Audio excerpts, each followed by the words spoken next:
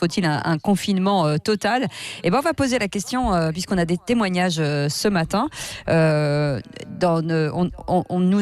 Nous avons Florence Rossi au téléphone, qui est ostéopathe et qui habite Neuilly-Plaisance en Seine-Saint-Denis et qui a été victime, en tout cas infectée du coronavirus. Bonjour Florence.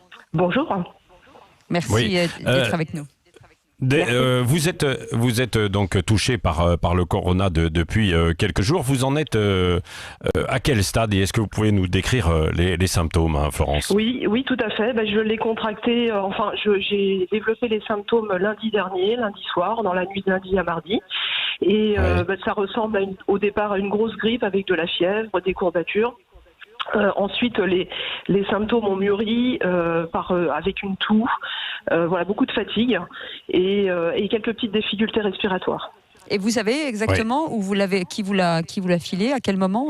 Alors c'est très compliqué à savoir, hein, étant donné qu'il est facilement transmissible, mais très probablement à mon cabinet, vu que malgré les précautions d'usage que j'ai prises, le travail d'ostéopathe est très proche du patient.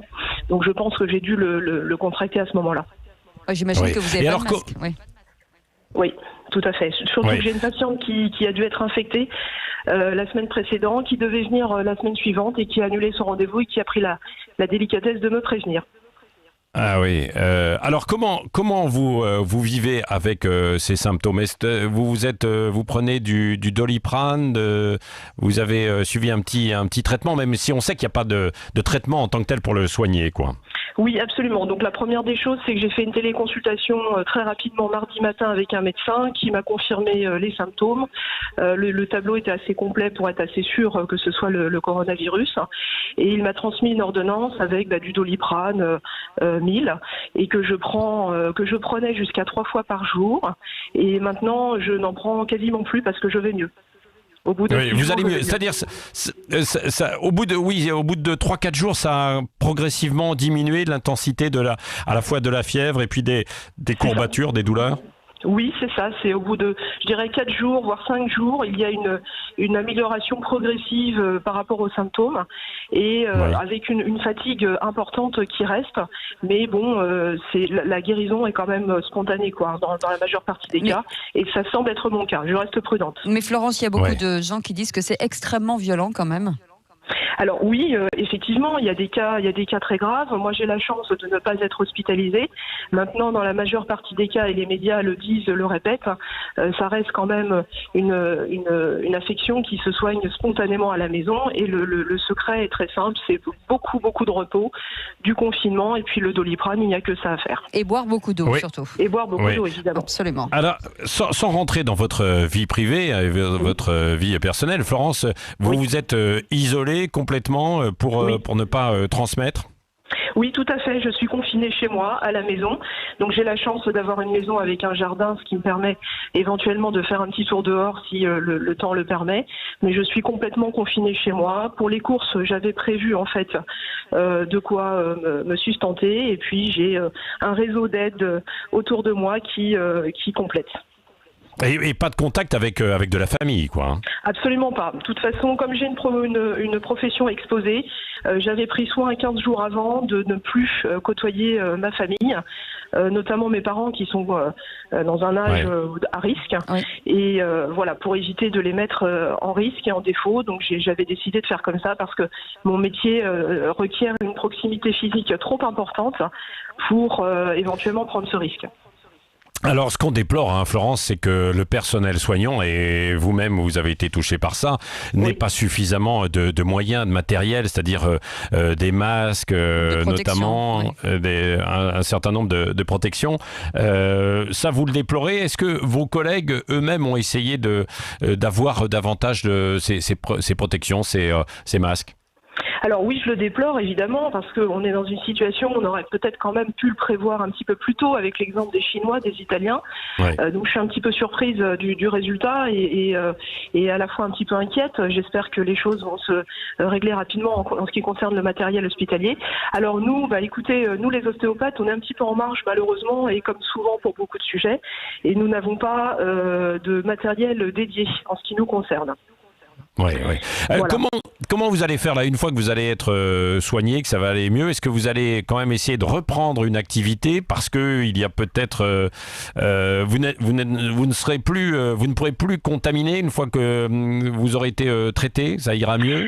Alors, d'après les médecins, il semblerait que je sois ensuite immunisée, effectivement, sauf que les versions ne sont pas en accord.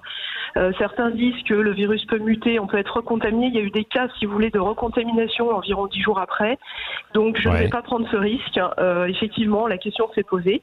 Je vais, dans un premier temps, attendre les nouvelles consignes officielles et puis on verra après. Pour l'instant, je n'ai pas de plan. Voilà. Juste une petite question. Est-ce que les ostéopathes sont ouverts pour la plupart d'entre vous ou ça ne fait pas partie justement de ces systèmes de santé d'urgence? Alors, nous ne faisons pas partie des systèmes de santé d'urgence, évidemment. Donc, les cabinets, dans une extrême majorité, sont fermés. Le mot d'ordre des syndicats a été donné pour que les cabinets soient clos. Voilà. D'accord.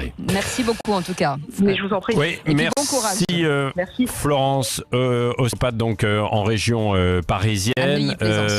Vous pouvez continuer de nous appeler 0826 300 300 pour témoigner éventuellement comme Florence, ou nous apporter vos réflexions, vos remarques, poser vos questions, la façon dont vous le vivez chez vous, les questions. Après aussi Jean-Michel Blanquer qui était notre invité ce matin, qui a confirmé que pour l'instant le bac est maintenu, mais il y a un certain nombre de questions qui se posent, notamment sur un aménagement possible. Il est en train de voir ça. Il a confirmé également que, a priori, il n'y aura pas de reprise des cours avant le 4 mai, probablement, c'est-à-dire la fin des vacances de printemps pour tout le monde.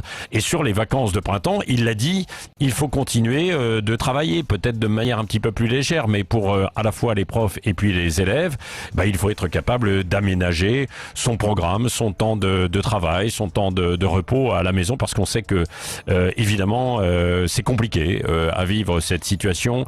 On se met une forme de pression également si on a des examens et des concours qu'il faut passer. Donc aménager tout cela. Merci et on poursuit dans un instant, Cécile. Restez avec nous et vos appels 0826 300 300. On continue les témoignages juste après ça. Notre enquête continue à 9h34 et nous sommes en direct ce matin avec Jean-Maxence Granier qui est directeur et fondateur de Think Out. Bonjour. Bonjour. Jean-Maxence Granier, alors nous étions avec Florence, ostéo tout à l'heure, qui a été contaminée par le virus du corona, le Covid-19, et qui nous disait qu'elle était en train de s'en sortir. Elle s'est soignée, elle a eu de la toux, de la fièvre. Vous êtes encore dans cette période où vous avez de la forte fièvre et vous êtes en train de vous sortir ou pas, Jean-Maxence? Moi, ça a commencé lundi dernier, les symptômes. Depuis 8 jours donc, et la fièvre elle baisse pas, je peux quelquefois monter à 39,5 selon les quantités de Doliprane que je prends, et je suis assez fatigué. Ma voix, mon débit est ralenti un peu, mais par contre je ne sens pas de problème pulmonaire inquiétant. Comment êtes-vous suivi? Avec votre médecin généraliste, vous vous entretenez régulièrement ou pas, Jean-Maxence? Alors, il m'a reçu dans son cabinet au début, et puis on est en contact téléphonique. Il m'a donné son 06, et par ailleurs il m'a inscrit sur la plateforme Covidom de l'AP-HP, où je remplis tous les jours des éléments, et là il y a de temps en temps les gens de la PHP m'appellent aussi sur mes constantes. Là vous décrivez en fait à chaque fois vos symptômes, et puis c'est en fonction de ça que l'on vous dit un peu ce qu'il faut adopter comme attitude. En tout cas, on ne vous a pas dit d'aller dans un établissement ou dans un hôpital, Jean-Maxence. Pour l'instant, mon médecin ne m'a pas conseillé d'appeler le 15. Il m'a indiqué de l'appeler d'abord, et Covidom non plus, parce que tous les jours je mesure la température, je mesure le nombre de cycles respiratoires par minute et mon rythme cardiaque. Et voilà, et donc c'est long et j'ai énormément de crampes et tout mon corps fait mal, mais je n'ai pas je n'ai pas le sentiment d'avoir de signes inquiétants au niveau pulmonaire. Quelle température vous avez? Ça peut passer de 37,5 à 39,5 dans les moments de la journée. Ouais, ce que vous disiez effectivement tout à l'heure, Jean-Maxence. Et comment faites-vous? Vous vivez seul, vous êtes isolé ou oui? Je suis confiné avec mon ami qui a les symptômes moins forts que moi, mais qui est sans doute aussi contaminé. Et j'ai la perte de goût très caractéristique et je n'arrive plus à manger. Je bois beaucoup, je suis nauséeux. Voilà. Oui. Merci Jean-Maxence. On va pas effectivement fatiguer plus que ça, parce que ce qui est important, Jean-Maxence, c'est donc, comme on l'a vu avec Florence, qui était avec nous juste avant vous et qui a été elle aussi touchée et qui a pu s'en sortir un petit peu plus vite, c'est que il faut beaucoup se reposer et attendre évidemment que ça passe tant que vous n'avez pas d'autres symptômes plus terribles qui vous conduiraient à éventuellement appeler le 15. Bon courage Jean-Maxence Granier. On pense beaucoup à vous et merci votre témoignage et on prendra de vos nouvelles. Bon courage, merci à vous. Au revoir.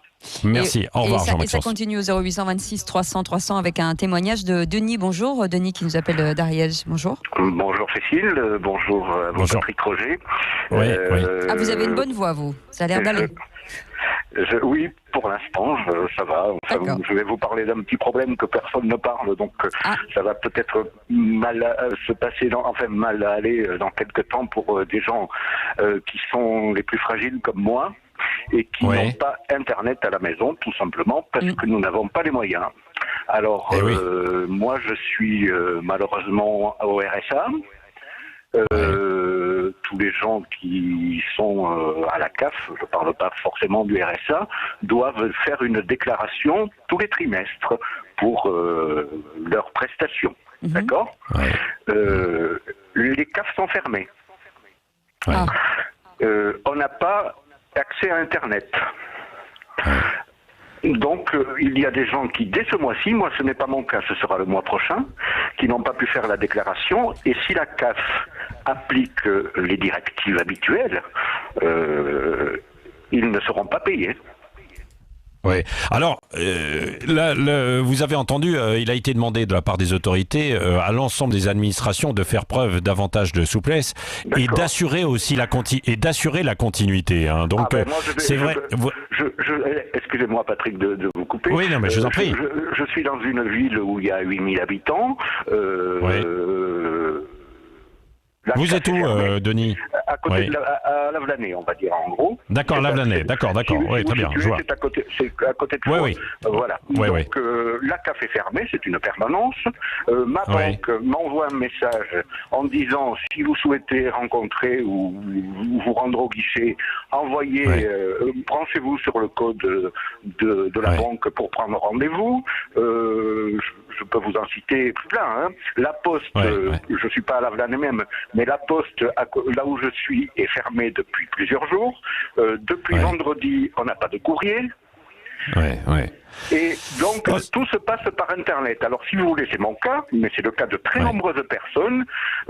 Si les autorités n'interviennent pas, on va avoir une catastrophe avec les gens fragiles. Mais Denis, Denis, est-ce que la mairie n'a pas mis en place un poste justement d'ordinateur pour aider toutes les personnes qui sont dans le même problème que vous ? Non, je pense qu'il y aurait une chose très simple, c'est que je parle d'il y a quelques mois, je vais essayer de faire bref, la CAF envoyait une déclaration papier par la poste. Et une autorité bien pensante a décidé que ces formulaires ne seraient plus envoyés et que désormais il fallait faire la déclaration par Internet. Et donc là, je vous parle de mon cas. La médiathèque où je vais habituellement pour faire mes choses sur Internet est fermée, etc., etc. Tout est fermé, c'est-à-dire que je suis au sommet du Mont Blanc et il n'y a personne. Bon, mais en tout cas, Denis, je peux vous dire en fait deux choses. Voilà. Vous avez bien fait de nous appeler sur Sud Radio. Oui. D'une part, c'est que... Patrick Roger, faites remonter, lorsque vous avez un invité, un ministre, faites remonter l'information parce que là, il y a des gens, je vais lui faire. Il y a des gens qui vont crever de faim.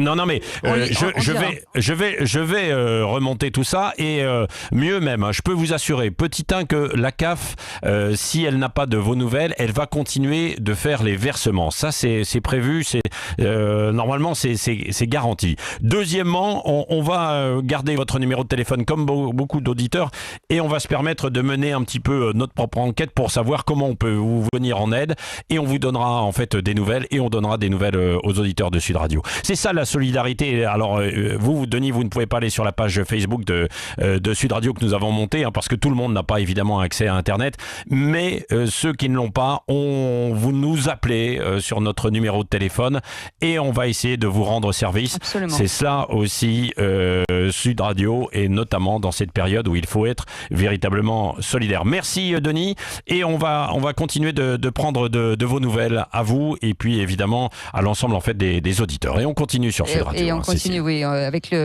on va parler du respect, effectivement, du confinement, du non-respect dans le 93, avec Grégory Goupil, qui est secrétaire régional d'Alliance Police Nationale dans la Seine-Saint-Denis.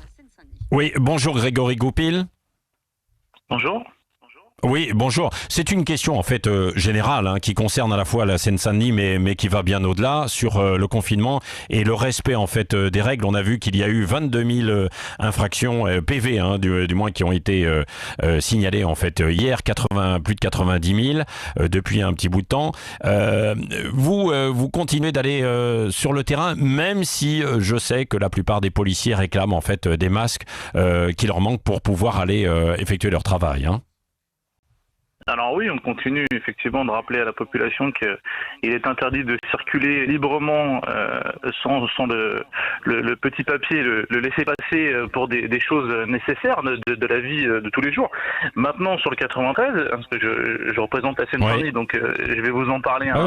Voilà, c'est très compliqué de faire appliquer la règle et la loi en règle générale, sauf qu'aujourd'hui, on a une partie de la population qui refuse totalement le confinement. Alors oui, le port du masque, c'était juste une évidence pour nous, puisqu'on est au contact de cette population hostile aux lois de la République, et aujourd'hui, on est obligé d'aller au contact de cette population. On en arrive même à les placer en garde à vue pour des outrages, pour des rébellions, parce que c'est des gens qui refusent complètement de rentrer dans un système et c'est aujourd'hui, enfin pour nous, c'est réellement compliqué au niveau sanitaire, parce que mes collègues prennent de plus en plus de risques. On a une hécatombe dans les services avec de nombreux policiers qui se retrouvent avec les symptômes du coronavirus. On continue malgré tout de faire notre travail, et à côté de ça, il faut se battre avec l'administration pour avoir au minimum des gants, des masques et du gel hydroalcoolique dans chaque véhicule. Et je peux vous assurer que ça n'a pas été le cas depuis une semaine. Ouais. Et moi, ce qui m'inquiète le plus en vous entendant, Grégory, c'est je me dis, mais comment vous allez faire pour faire respecter ça dans certains quartiers où on ne veut pas que les lois de la République passent, quoi. Qu'est-ce que vous avez dit? Oui, on en met quelques-uns en garde à vue, mais ça, vous n'allez pas pouvoir le faire en permanence. Oui, mais bien sûr, mais c'est là la vraie question. Et je pense que le policier, il est intelligent, il a vite compris qu'à un moment donné, ça allait être compliqué pour tout le monde. Donc, soit le policier fait attention également à sa santé. On va au contrôle, on a fait notre boulot, mais je pense qu'à un moment donné, on va arriver au bout d'un certain système. Si les gens ne veulent pas obtempérer, nous on fait notre boulot, on y va une fois, 2 fois, 3 fois. Qu'est-ce que vous voulez que mes collègues fassent? Sincèrement, qu'est-ce que vous voulez que mes collègues fassent? Derrière, quand on les présente, quand ils sont placés en garde à vue, on a un rappel à la loi. Qu'est-ce que vous voulez qu'on fasse de plus? Ouais, c'est ça. Est-ce que vous avez quand même l'impression que petit à petit, ça rentre un petit peu dans les têtes et dans les esprits, y compris dans ces quartiers où on était hostile à ces mesures, et que on se met un petit peu plus à l'abri? Alors attention, dans les quartiers, il y a des gens qui sont responsables et qui bien sûr, bien sûr, qui sont confinés depuis le départ. Moi, je parle vraiment d'une minorité d'irresponsables, des gens qui mettent l'intégralité de leur quartier en danger. Mais ces gens-là, non, ça rentre pas dans leur tête, ça rentre pas. Mais il y a rien qui rentre dans leur tête. C'est les premiers jours, on avait des quartiers qui avaient la queue pour le trafic de stupéfiants.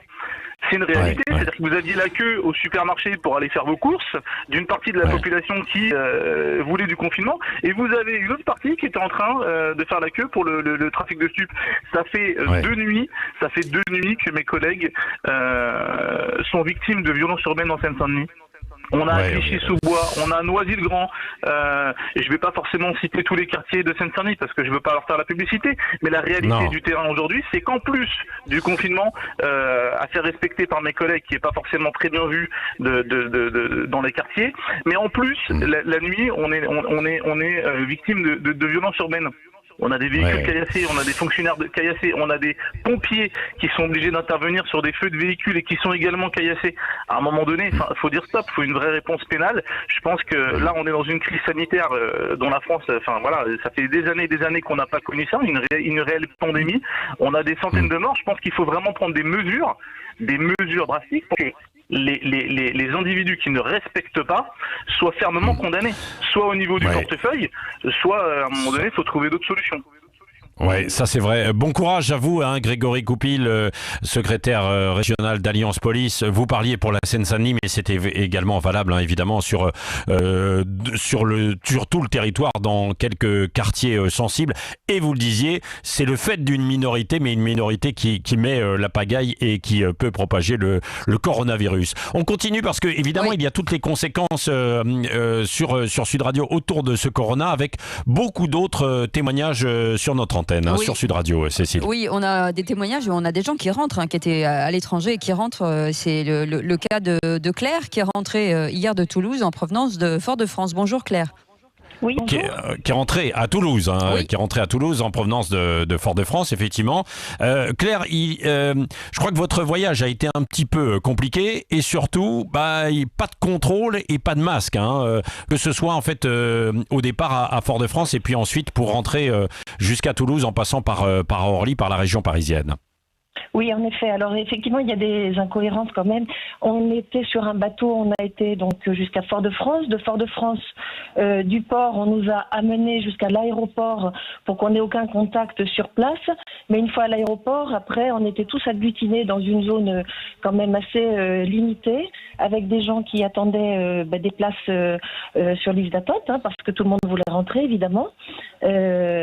Ensuite, quand on est arrivé à Orly, en effet, nous n'avons eu aucun contrôle de température. Claire, juste avant d'arriver à Orly, dans l'avion, est-ce qu'il y a eu une distribution de masques, de gel, etc.? Alors rien du tout, c'est-à-dire que nous avions la chance d'avoir des masques, donc on était couverts, mais on n'a eu aucune distribution ni de consigne particulière pour se laver les mains. On n'a pas eu de lingettes, ce qu'on avait eu à l'aller d'ailleurs, mais qu'on n'a pas eu au retour. Alors effectivement, l'effectif à bord était un petit peu restreint, c'est ce qu'ils nous ont annoncé. Je félicite quand même les hôtesses qui ont bien voulu prendre le vol pour nous ramener à la maison, donc quand même, parce qu'ils étaient moins nombreux. Mais effectivement, rien du tout, aucun gel, sauf ce que nous avions nous-mêmes.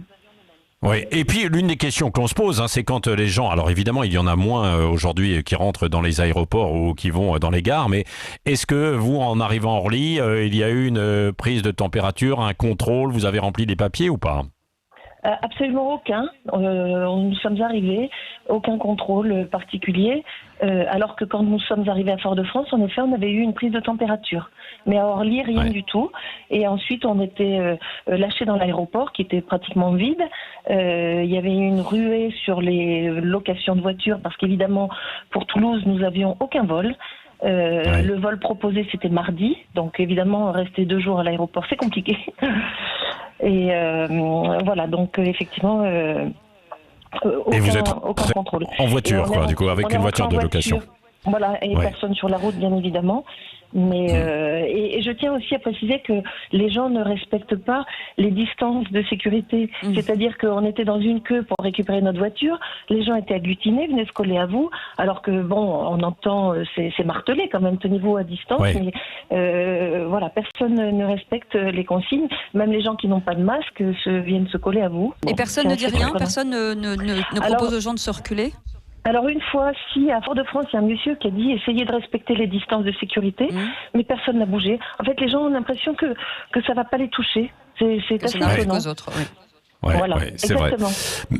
Merci Claire pour ce témoignage. Évidemment, donc il y a des témoignages de policiers en fait sur le terrain. Il y a des gens qui travaillent, les ambulanciers, les routiers qui ont témoigné sur Sud Radio. Tout le monde a la parole pour nous raconter comment on le vit. Les gens qui étaient confinés tout à l'heure et qui sont atteints par le virus.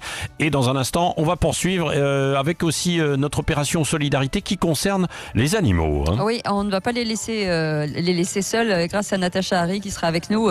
Natacha, que vous pouvez retrouver le samedi Sud Radio, vos animaux, tous les samedis de 10h à 11h sur Sud Radio, et puis qui a lancé une grande opération de solidarité pour les personnes qui ont des animaux dont ils ne peuvent pas s'occuper. Restez avec nous, 9h52.